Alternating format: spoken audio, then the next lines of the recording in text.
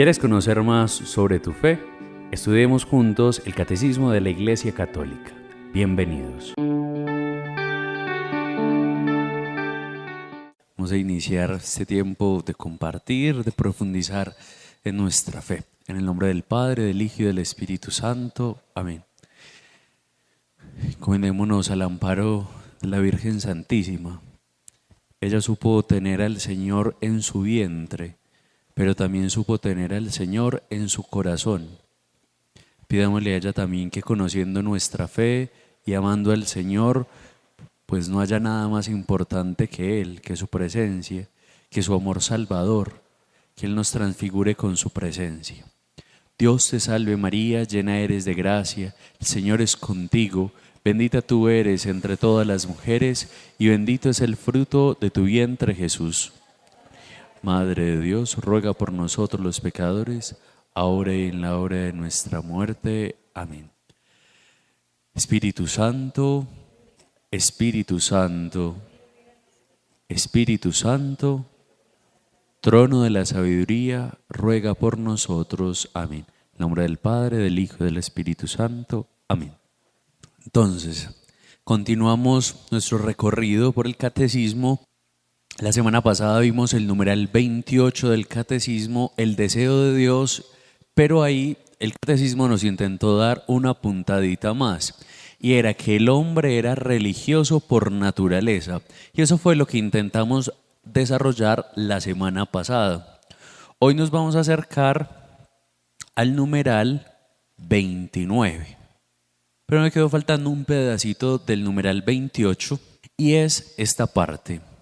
Siempre ha existido la tendencia del gnosticismo, no agnosticismo, gnosticismo. ¿Qué es el gnosticismo? Es pensar que hay que ser especialmente listo o inteligente para conocer a Dios. Eso es el gnosticismo, que uno necesita ser muy inteligente para conocer a Dios. En absoluto, a Dios solo se le conoce por un corazón convertido, por un corazón sensible, por un corazón que le quiere amar.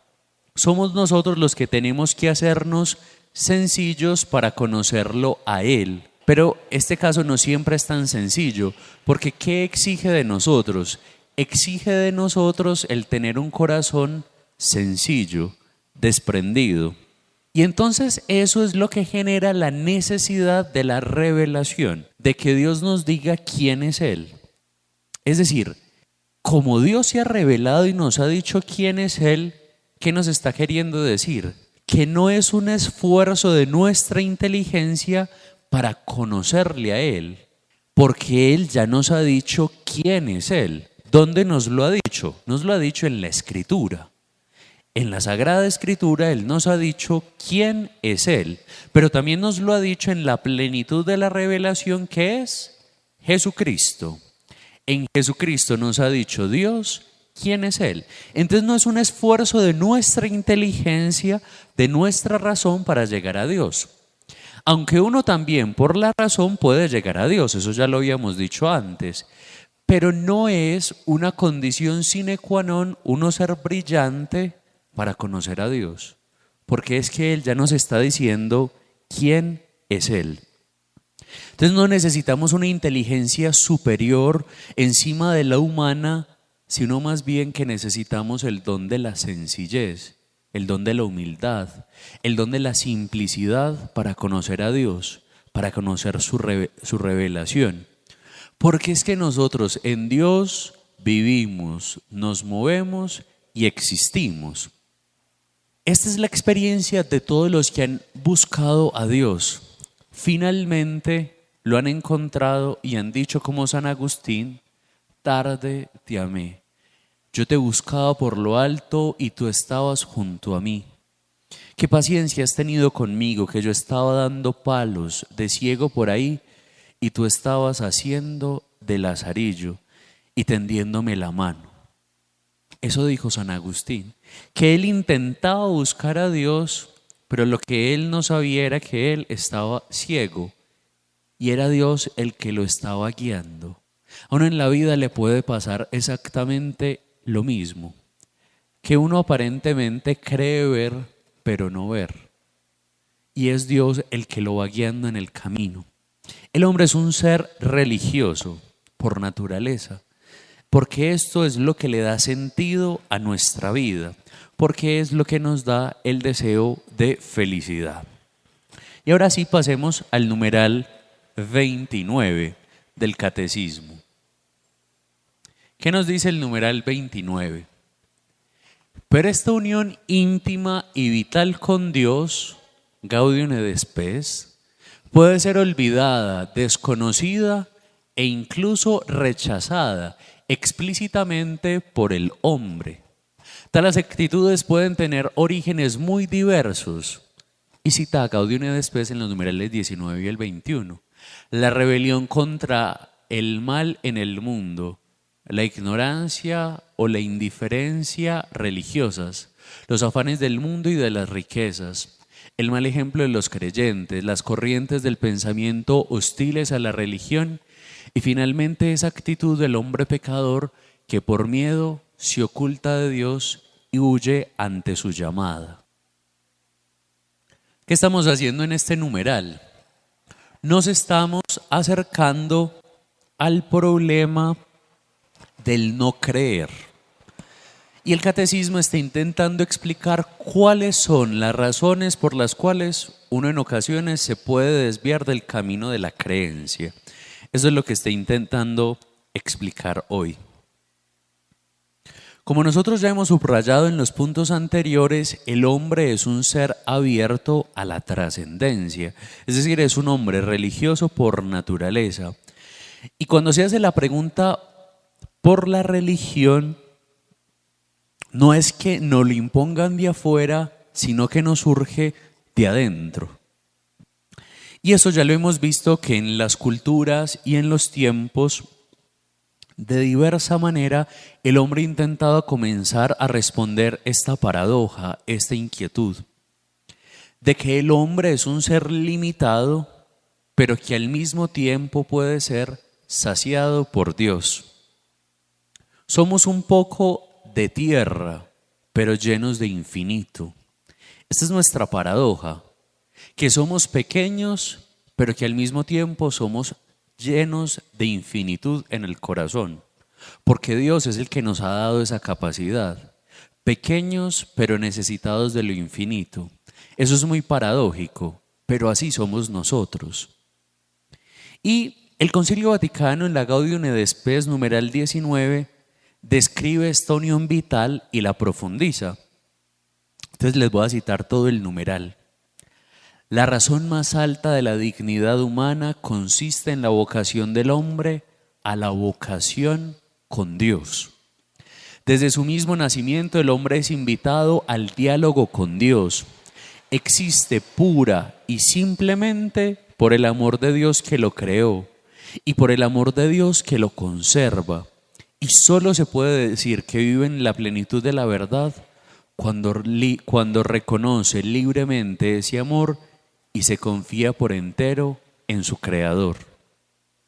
Y me parece particular el término que utiliza la Gaudium et Spes, que es que dice que el hombre tiene una vocación a Dios. Vocación es un llamado, eso traduce vocación. Una vocación es un llamado. Es como si nosotros desde que naciésemos tuviésemos un llamado. El llamado al encuentro con Dios, a saber quién es Él. Pongámoslo en un caso nuestro. Cuando uno lo llama una persona que uno no conoce, ¿uno qué hace? Uno se inquieta. Uno dice, ¿pero quién me está llamando? Porque esta persona tiene mi número, porque esta persona me conoce. Algo así nos pasa a nosotros con Dios. Dios nos llama y a nosotros eso nos suscita inquietud, pregunta, dudas. Por eso es que las dudas no son contrarias a la experiencia de la fe. Porque la experiencia de la fe, como es una vocación, pues exige conocimiento mutuo. Y solo es con el tiempo que uno va encontrando verdaderamente el sentido de la otra persona. Y si no, los que se han casado acá yo creo que lo pueden decir. No es lo mismo el día que uno se casa que 40 años después. Porque uno 40 años después conoce muchísimo más a su pareja. No. Pues lo mismo le pasa a uno con Dios. No es lo mismo el primer día que uno se encuentra con Él a muchos años después. Uno ya lo va conociendo. Uno ya va sabiendo cómo es la otra persona. Qué le gusta, pero también qué le indispone. Pero uno también se da cuenta cómo lo puede hacer feliz. Pero uno también se puede dar cuenta cuando amaneció triste, bajito de ánimo. Pues lo mismo le pasa a uno con Dios. Uno todos los días se puede ir acercando a Él y conociéndole, porque es un llamado. Y esta es la vocación que Dios nos ha dado. Nos está llamando desde el día en que nos creó. Fuimos fruto del pensamiento amoroso de Dios. Eso lo decía Benedicto XVI, que cada uno de nosotros es fruto de un pensamiento amoroso de Dios. Dios nos pensó y luego nos modeló. Entonces nuestra felicidad está en unión con Dios. El catecismo entonces nos insta a que necesitamos ser conscientes de esta vocación. Porque cuando uno no es consciente de su vocación, uno se frustra. Uno como que no le encuentra mucho sentido a seguir adelante.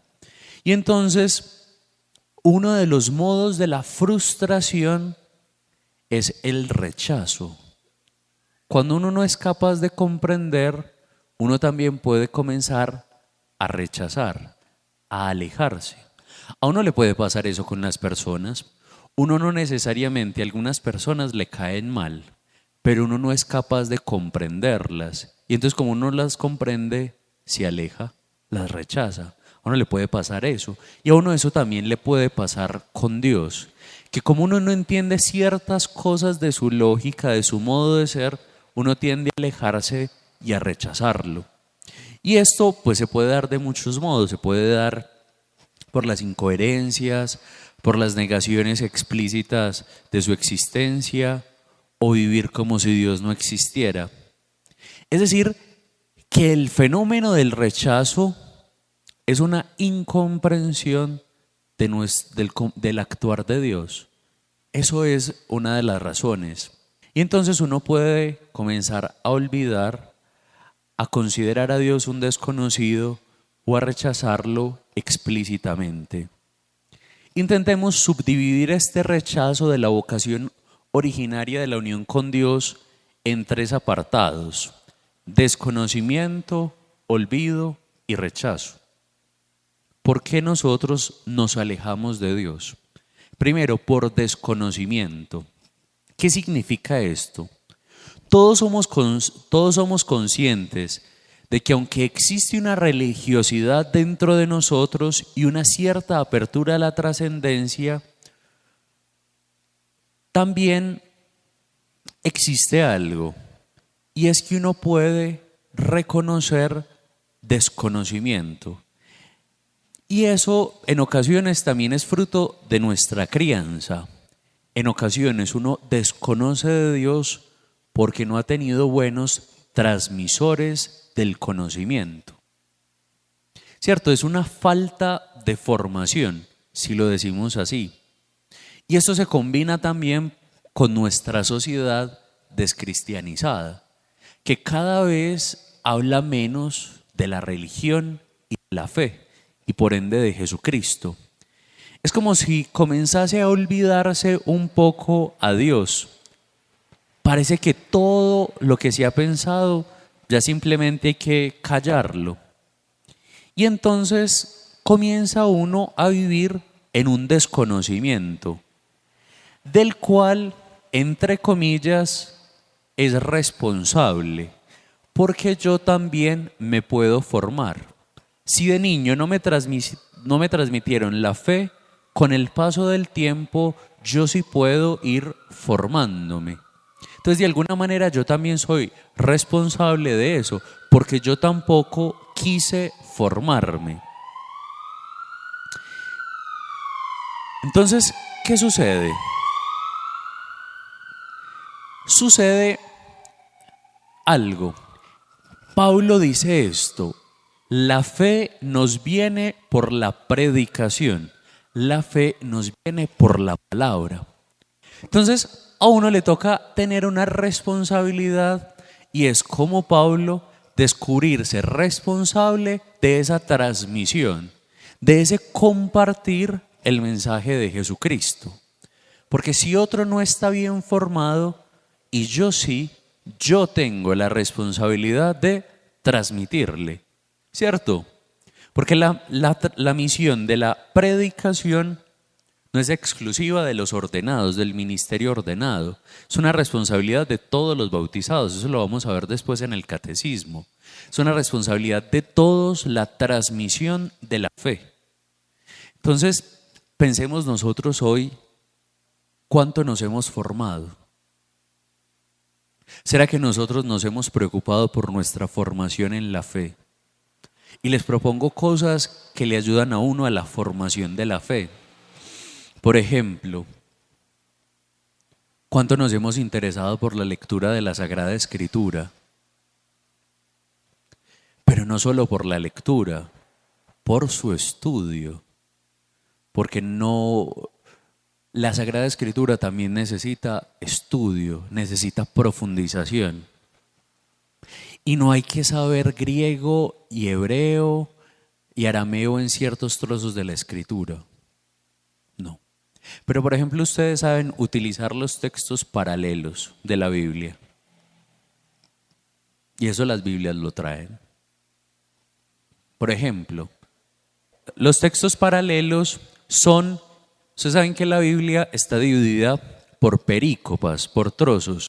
Y entonces, por ejemplo, uno puede decir, esta parábola, ¿dónde está de más? Por ejemplo, el texto de Marta y María, ¿será que está en los otros evangelios? ¿Y cuál es la diferencia que hay entre un evangelio y otro? O la multiplicación de los panes y de los peces. Por ejemplo, ¿en qué otros trozos de la Escritura está? Entonces, por ejemplo, eso es importante. No todas las, por ejemplo, esta no la trae, pero por ejemplo eso es importante. O por ejemplo, la Biblia de Jerusalén trae no solo los paralelos, los textos paralelos, sino textos donde le complementan a uno la información. Entonces, al margen izquierdo o derecho, trae también notas donde uno puede confrontar. Por ejemplo, donde aparece un personaje. Ayer una persona se me acercaba y me preguntaba, padre, a mí siempre me aparece la palabra justicia cuando me dan un mensajito de la Biblia o algo así. Entonces yo le dije, ¿y por qué usted no se pone a investigar qué es la palabra justicia en la Biblia? Si a uno le inquieta algo, ¿uno por qué no hace la tarea de comenzar a buscar? Es que hay instrumentos para la búsqueda de la Biblia. O si ustedes se preguntan por Pedro, pues uno por qué no se da la tarea de buscar y rastrear a Pedro en todo el Evangelio. Pues les estoy poniendo un ejemplo. Entonces, miren que nuestro desconocimiento también se da por nuestra responsabilidad. En ocasiones nosotros no hemos querido profundizar.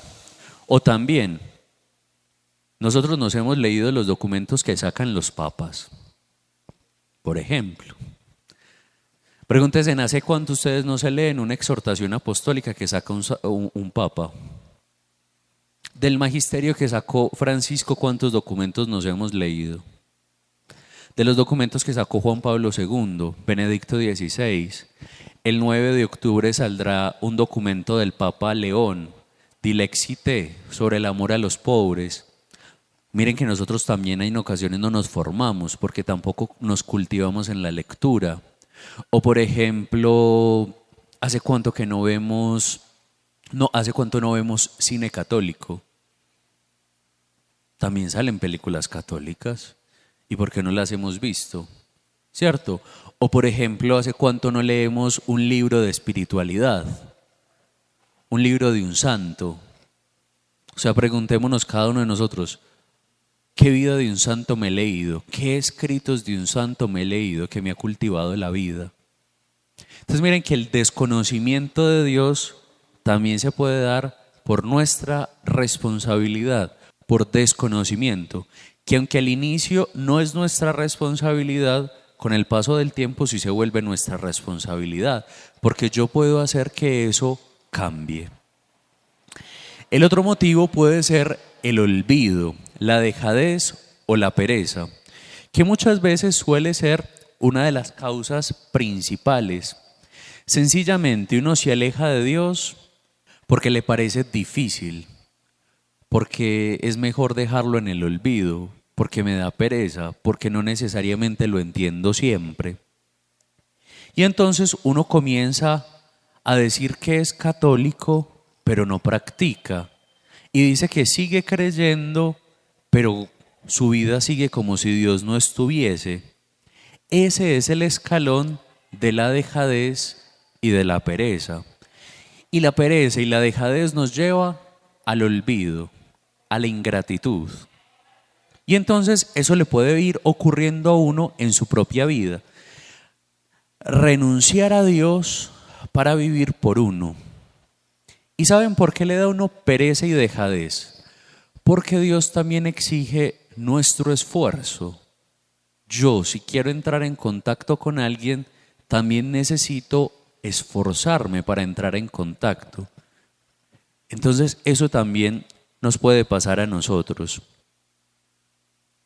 Entonces, necesitamos comenzar a descubrir si quizá también nosotros en ocasiones nos dejamos llevar por la pereza, por la dejadez. Pero si uno es consciente, eso no solo le pasa a uno con la vida espiritual, eso le pasa a uno con muchas cosas. Ahora hay un término moderno y psicológico para decir eso: procrastinación. ¿Cuántas veces uno deja cosas para el mañana? Nuestra sabiduría popular lo dice: no dejes para mañana lo que puedes hacer hoy. Ese es un motivo también de desconocimiento de Dios. Uno puede comenzar a desconocer a Dios en su vida por la dejadez, por dejarlo para mañana. Es que hoy estoy muy ocupado. Hoy estoy muy ocupado, ¿porque no lo dejo para mañana? Y si mañana también dice que no tiene tiempo. Pues la cuestión también es de prioridades. Uno prioriza lo que es importante para uno. Lo que no es importante para uno, uno lo posterga. Mucha gente dice: ay, padre, es que yo no vengo a misa el domingo porque el domingo tengo que asear la casa, por ejemplo. ¿Cierto? Entonces, Dios no es una prioridad en su vida. Su prioridad es tener la casa limpia. Pero ¿cuándo va a limpiar la casa interior? Y en ocasiones nosotros comenzamos a procrastinar cosas muy importantes. Piensen en la salud. Uno a veces es muy descuidado con la salud. ¿Hace cuánto uno no se hace chequeos médicos? Un control de sangre, de tiroides, de azúcar. Ah, no, mañana. ¿Y quién nos asegura que mañana vamos a estar vivos? Dígame. Nadie. ¿Quién les asegura que uno mañana va a estar vivo? ¿Quién le asegura que uno mañana va a tener salud? Esta segunda razón fue la que le pasó a Agustín. Y entonces Agustín, ya leí ahorita la frase, pero vuelvo y se la repite, dice: tarde te amé, hermosura tan grande y tan hermosa. A uno le puede pasar eso, que por pereza se pierda de ciertos placeres, por pereza, por dejadez. Y eso le puede pasar a uno también en su relación con Dios, que por pereza, que por dejadez, uno lo posterga mañana. Y a uno se le puede ir la vida en un mañana. El tercero de los casos que también genera un desinterés por Dios es el rechazo explícito, que es lo que nosotros llamamos ateísmo, ¿cierto? En otra palabra. ¿Y por qué ocurre el ateísmo? El ateísmo puede ocurrir por muchísimas cosas. Puede ocurrir por soberbia, puede ocurrir por arrogancia, por orgullo, pero también El Vaticano II en la Gaudium et Spes, en el punto 19, parágrafo 2, dice esto: la palabra ateísmo designa realidades muy diversas. Unos niegan a Dios expresamente, otros afirman que nada puede decirse acerca de Dios.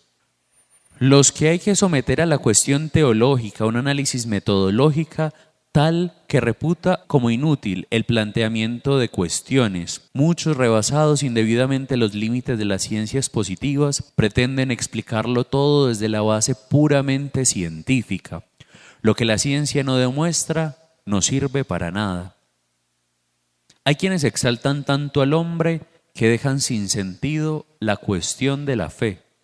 Parece que el hombre es el centro de todo y Dios nada, únicamente serviría si lo utilizamos como criado a nuestro servicio.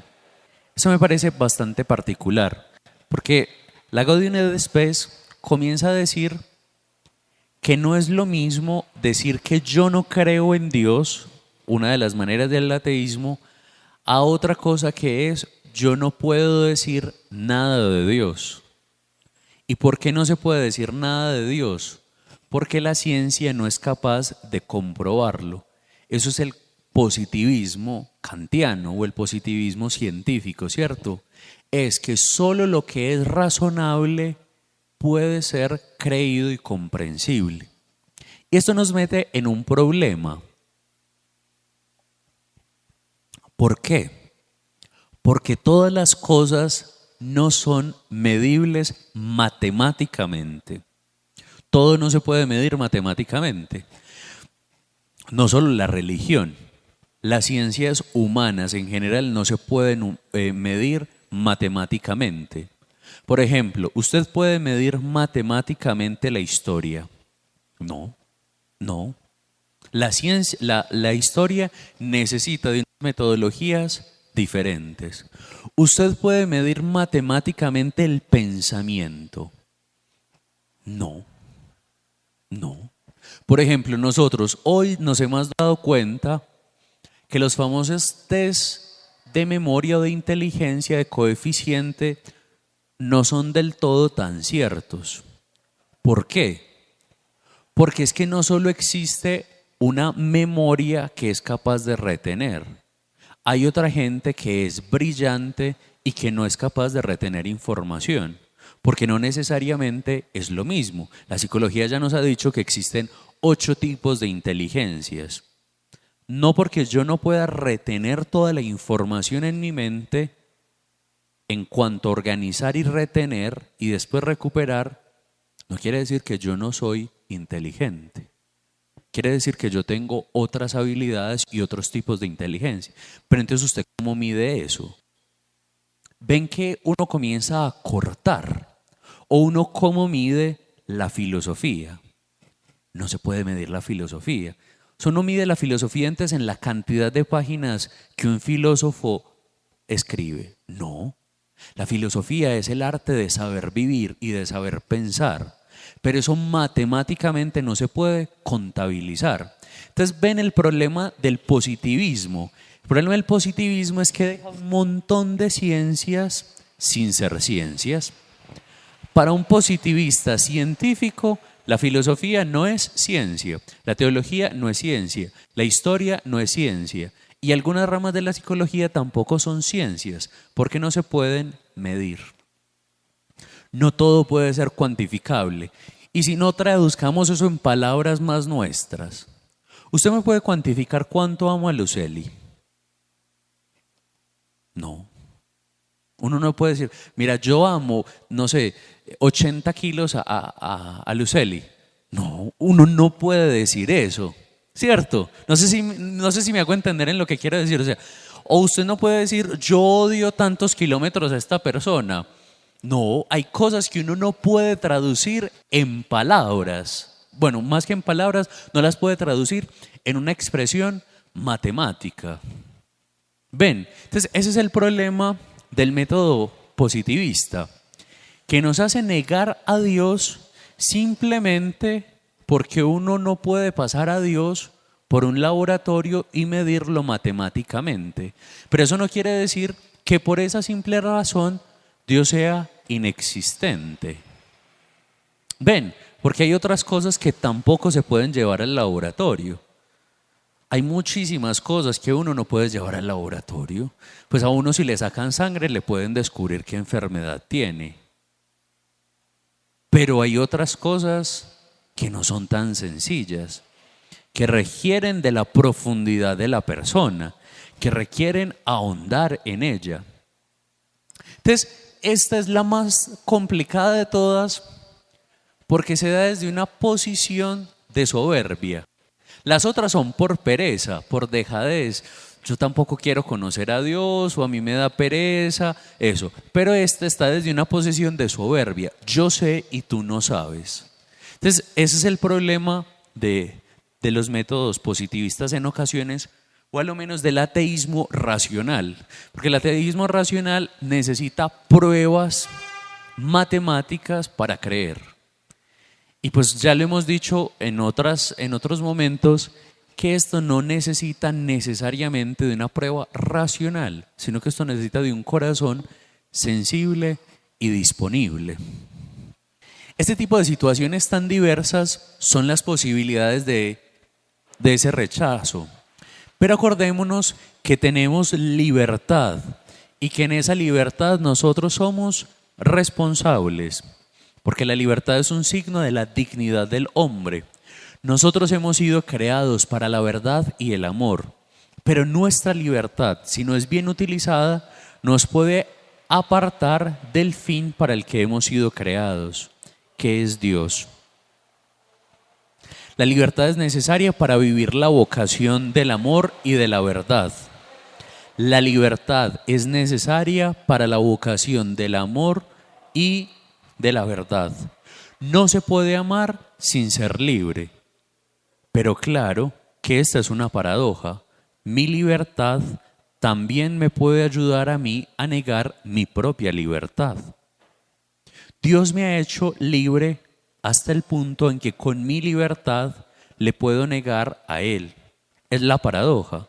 Pero Dios no se arrepiente de habernos creado libres. Porque si nosotros no fuéramos libres, no podríamos ser ateos, pero tampoco podríamos ser santos.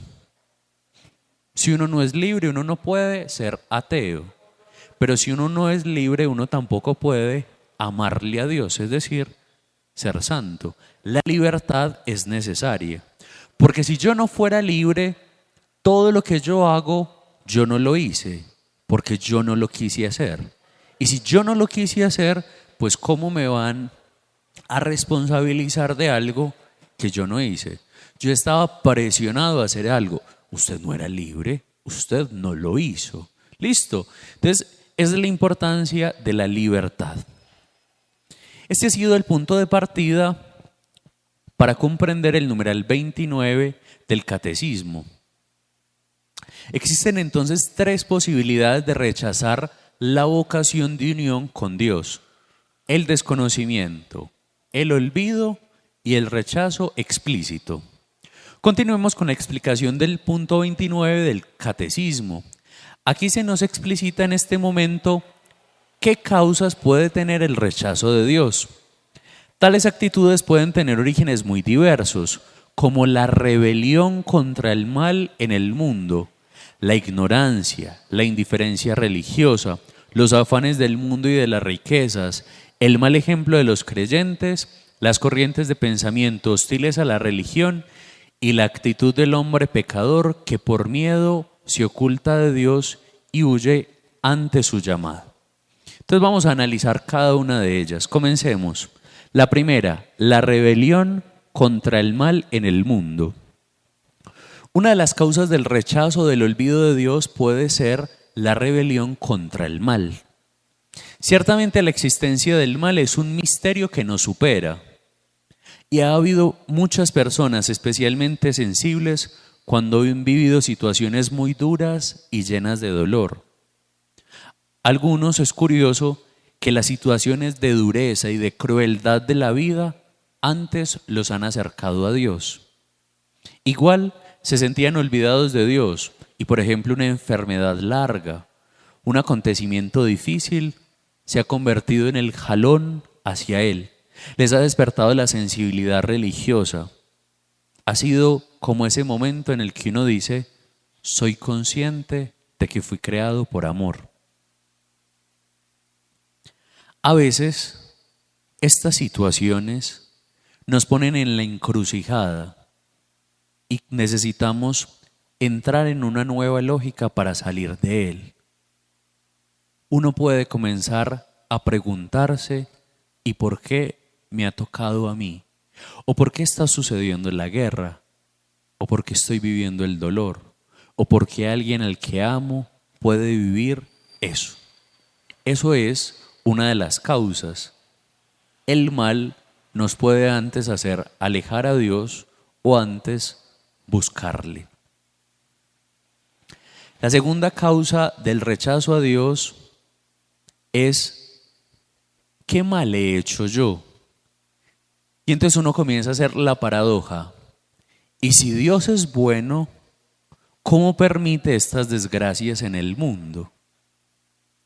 Qué contradicción que Dios diga que me ama, pero que al mismo tiempo el Señor, dueño de la historia, permita que suceda todo esto. Es curioso que ante los mismos males pueda haber reacciones diametralmente opuestas, pero es así. Y si no, recordemos el libro de Job. Job comenzó diciendo al principio, cuando le venían las desgracias, el Señor me lo dio, el Señor me lo quitó. Bendito sea el nombre del Señor. Pero luego, cuando continuaba la prueba, también se rebotó. Y comienza a decir, ¿y qué hay detrás de esto? A veces el Señor nos purifica, como es el caso de Job.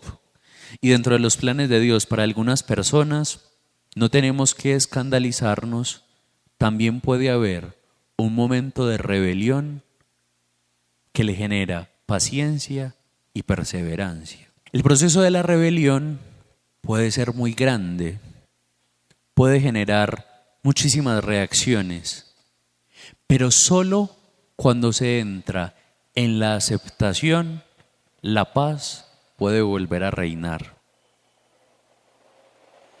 No hay que escandalizarse porque en ciertos momentos llegue la rebeldía a nuestra vida, la desesperación o venirse abajo. No, en ese momento necesitamos seguir confiando. En ese momento necesitamos descubrir que Dios está haciendo algo en nosotros. ¿Cuál es el problema de esta imagen de Dios? Que pasamos a un Dios utilitario.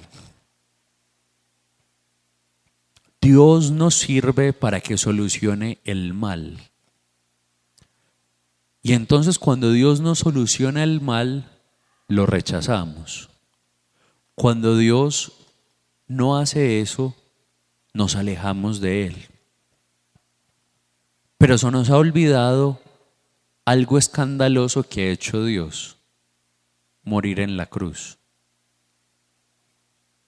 Solo cuando uno entiende la lógica de la sabiduría de la cruz, uno puede sentirse abrazado en su dolor. Esa es la clave, abrazar la cruz. Porque es que Dios mismo lo hizo, abrazó la cruz. Esa es la clave. Mirar que mi dolor también puede ser el dolor de Cristo. Solo cuando yo abrazo la rebelión en mi corazón y la entiendo desde la lógica de un crucificado, yo siento libertad. Y ustedes podrán preguntarse, ¿y por qué Dios tuvo que pasar por el sufrimiento? Por la libertad, por eso. Porque Dios también, cuando se hizo hombre, se sometió a nuestra libertad. Hay una poesía que a mí me ayuda a entenderlo, pues no se las voy a decir todo, pero voy a decir cómo concluye. El amor de Dios es tan libre que es capaz de aceptar un no como respuesta y seguir amando. Eso es un amor libre. Ese sí es un amor libre, que acepta un no como respuesta y sigue amando.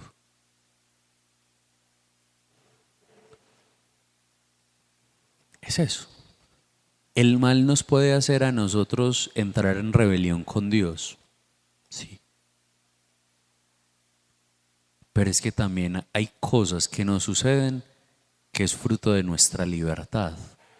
En ocasiones nosotros trasladamos responsabilidades nuestras a Dios. Les pongo un ejemplo muy banal. Si usted comienza a jugar todo su dinero en un casino y lo pierde todo, ese fue Dios que le hizo perder su casa o que le hizo perder su familia. No, fue mi libertad. Pero entonces después entramos en la lógica del utilitarismo de Dios. Dios, sálvame. Dios, devuélveme la casita. Ven. Pero comenzamos a trasladar responsabilidades a Dios. Si yo fumé cigarrillo toda la vida y después me da un cáncer de pulmón, ¿fue la responsabilidad de Dios? No, fue mi responsabilidad, fue mi libertad. Entonces hay males que a nosotros nos rebelan contra Dios, pero que es mi responsabilidad que ese mal haya ocurrido. Ahí no tiene nada que ver Dios. Pero entonces cuando Dios no me soluciona, yo me voy de su lado. Y eso es muy peligroso. Y eso es muy peligroso. Porque entonces Dios es un mago que tiene que solucionar. Pero entonces, ¿por qué cuando yo tuve mi libertad de decidir, yo no elegí bien? Pero ahora Dios sí tiene que venir y cambiar mis decisiones. No, no.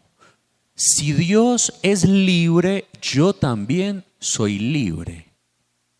Yo también soy libre. Es la lógica de la libertad. También es cierto que hay cosas que llegan a nuestra vida que nosotros no hemos buscado. Es cierto.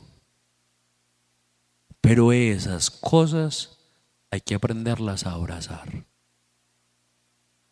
Jesús buscó la muerte en la cruz. Esa era la justa pena para él. No. Pero el mal no lo hizo rebelarse, lo hizo confiar. Y acá hago una cuñita. El dolor es inherente al hombre, el sufrimiento no. Se lo repito. El dolor es inherente al hombre, el sufrimiento no. Se los explico. ¿Qué es el dolor? El dolor físico o el dolor que nosotros llamamos moral. ¿Qué es eso? El dolor físico, una enfermedad, que usted llegue y se cayó y se partió un pie. Un dolor físico. El dolor moral, un duelo, una traición y cosas por el estilo. Ese es el dolor. ¿Por qué es inherente a nosotros? Porque es que así es la vida. El dolor nos visita a todos. Pero el sufrimiento no depende de eso, no es inherente a nosotros. Porque ¿qué es el sufrimiento? El sufrimiento es la interpretación que damos del dolor. Eso es el sufrimiento. Es el sufrimiento. Lo que yo interpreto de ese dolor. Piensen en la cruz y piensen en las tres personas que están en la cruz. Las tres entendieron la muerte de un modo diferente. ¿Cómo la entendió el buen ladrón? Como un momento para arrepentirse. ¿Cómo la entendió el otro ladrón? Como el fin de su vida. ¿Y cómo la entendió Jesús? Como un acto de salvación y de amor. No sé si me hago entender con ese ejemplo gráfico.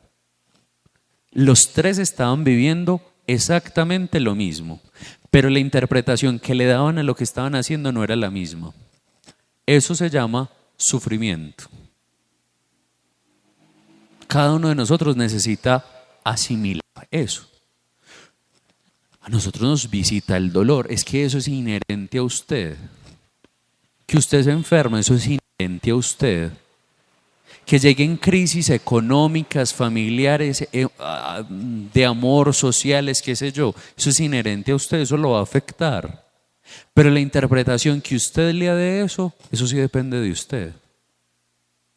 O usted entiende la muerte como el final y que de ahí no hay nada, o usted entiende la muerte como la esperanza cristiana de la resurrección, que ya ahora la persona que amo vive en Dios. O usted sigue pensando que ahí terminó todo. Eso es lo que nosotros necesitamos hacer. Entonces, el mal puede generar rebeliones en nosotros, sí. Pero también nosotros necesitamos repensarnos y sentir. Francisco de Asís vive unas situaciones muy crudas. Francisco de Asís vive unas situaciones muy crudas en la vida. Francisco no quería crear una orden, pero al final la crea. Pero comienzan a defraudarlo, porque le piden una regla. Y entonces Francisco dice, no hay mayor regla que el Evangelio. Pero los hermanos no quedan satisfechos con eso. Francisco, danos una regla. Y entonces Francisco se toma la tarea y saca unos textos bíblicos y dice, esta es la regla, esto es lo esencial. Pero los hermanos no quedan satisfechos de eso. Y entonces, en un momento dado, la orden hace un capítulo general y hace otras cosas. Y Francisco se siente decepcionado, se rebela y no entiende qué es lo que le está pasando. Pero en ese mismo instante también él es capaz de hacer otra cosa, de comenzar a mirar su corazón y a descubrir que hay veces el mal que nos afecta a nosotros es porque intentamos poseer las cosas. Intentamos pensar que es nuestra obra, es mío. Somos muy posesivos nosotros, todos nosotros. Y entonces Francisco se libera cuando entiende que la obra es de Dios y no de él. Es eso. Teresita del Niño Jesús vive una noche oscura que se llama enfermedad. Y en esa noche oscura de su enfermedad dice esto: yo no sé si creo todo lo que digo creer, pero a lo menos si quiero creer lo que digo que creo. A uno le puede pasar eso. No siempre uno va a entender. No siempre. Hay cosas que pasan que son para purificarnos. Sigamos hablando de santos. Padre Pío, un hombre santo, le prohíben celebrar la misa y confesar 1 año. Santa Teresa de Ávila y San Juan de la Cruz los encierran en prisiones. ¿El sufrimiento nos purifica o nos rebela contra Dios? Cada uno decide qué hacer. Si se rebela contra Dios o si confía. Jesús también lo vivió. Getsemaní, Padre, si quieres, aparta de mí este cáliz, pero que no se haga mi voluntad, sino la tuya. Jesús también en ese momento se hubiese podido revelar. Ven, que a todos nos visita la rebelión, pero cada uno decide qué hacer con su propia rebelión. Si confía, si cree o si se aparta. Esa es la propia decisión. Cada uno decide qué hace con su rebelión. Lo otro es, la tercera causa, la ignorancia o la indiferencia religiosa. Ciertamente estas son dos cosas distintas, pero aquí, tal y como están expuestas, creo que se pueden referenciar más bien a la indiferencia como una actitud. La indiferencia se deriva con el tiempo de la ignorancia, porque si yo soy indiferente, al final también soy ignorante, desconozco algo. La indiferencia puede ser hoy el estado lejano de la fe. Incluso hay estudiosos de la fenomenología religiosa que suelen decir que la indiferencia religiosa que nos caracteriza es una cultura que vive del ateísmo. Y ya hemos explicado un poquito eso. ¿Qué es entonces Dios en una visión ignorante o de indiferencia? Dios es algo sobreañadido, que no es necesario para la vida. No me formulo a mí mismo preguntas sobre Él, porque no me interesa. Mejor lo omito. Posiblemente la indiferencia es el lugar más alejado de la fe, con lo cual a veces suele decirse que la indiferencia para sanarse igual tiene que pasar primeramente por el agnosticismo o por el ateísmo para luego llegar a la fe. Es casi peor la indiferencia que el agnosticismo o que el mismo ateísmo. Igual un indiferente para llegar a la fe tendría que pasar por negar la existencia de Dios. ¿Tú crees en Dios? No, yo paso. Eso dice un indiferente, pues no me interesa. Es como si nosotros nos preguntásemos si existe un ovni. Uno puede ser indiferente hasta si existe o no. Madre Teresa de Calcuta tenía una frase muy famosa a este respecto. Decía, el mayor pecado de nuestro tiempo es la indiferencia. ¿Por qué es muy problemático la indiferencia?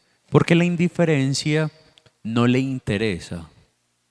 Si existes o no existes, es lo mismo.